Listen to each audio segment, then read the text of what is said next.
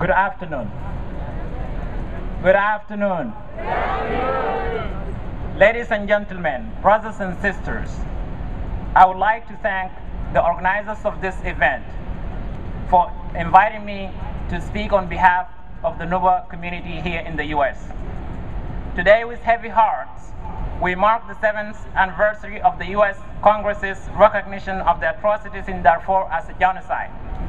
Unfortunately, as the speakers have all mentioned before me, we gather here today and the humanitarian situation is still dire in the Darfur region for the Darfur people.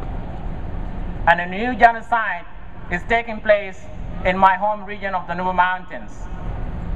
In the last months, al-Bashir and Ahmad Haroun has teamed up in order to continue the massive ethnic cleansing against my own people. On June 5th, just before Southern Sudan gained its independence, fighting broke out between the government and Sudan People's Liberation Army, or the so-called SPLA forces in the state of the southern Kordofan. The government forces attempted to disarm the SPLA forces in the region by force, despite the fact that the Comprehensive Peace Agreement, or the CPA, clearly states that they should remain in the region till April 2012.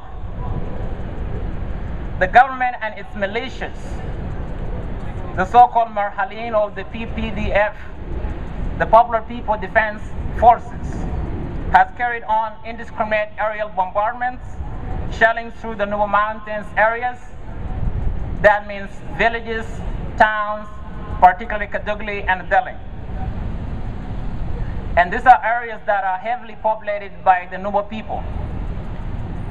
Reports from the ground, including eyewitnesses, describe the horror of civilians who are bombed when they are out in their farms, go to fetch water, or collect food for their families, especially children. These barbaric acts have resulted in the deaths of civilians in the thousands. I personally have my family members who were killed in the aerial attacks, and others are still hiding in the caves, unable to flee from the area. A recent report of the UNMS, requested by the UN Security Council, has detailed allegations of widespread violence, abduction, arbitrary arrest, torture, house-to-house searches, and extrajudicial executions of the Nuba Mountains people on ethnic basis. Additionally, imagery analysis of the Sentinel satellite project has revealed sites of mass graves. There have also been reports of chemical weapons being used against the Nuba people, and the Khartoum regime has resorted to bringing in mercenaries to kill them off. The United Nations estimates 1.4 million residents within the affected areas of the Nuba Mountains who are internally displaced, and the humanitarian aid is nowhere to be seen.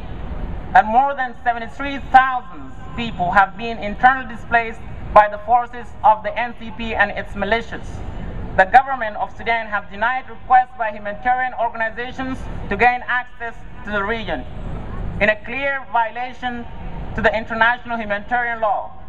From this evidence, it is clear that this is a systematic ethnic cleansing campaign that the government is trying to hide. Ladies and gentlemen, brothers and sisters, I urge you to stand in solidarity with the victims of the Nuba Mountains. We make the following demands. First, the government, meaning the US government and the UN Security Council and the international community as a whole, must immediately end the air bombardment of civilians by imposing a no-fly zone over the Nuba Mountains area. Second, emergency relief must be provided to civilians. Third, those responsible for these atrocities should be held accountable by the International Criminal Court, or the ICC, for war crimes, crimes against humanity, and genocide. Finally, I urge my fellow Americans not to turn a blind eye on my people. Please urge your senators, local representatives, and urge them to take immediate action. And this action does not wait. It has to be now. Thank you, and God bless you.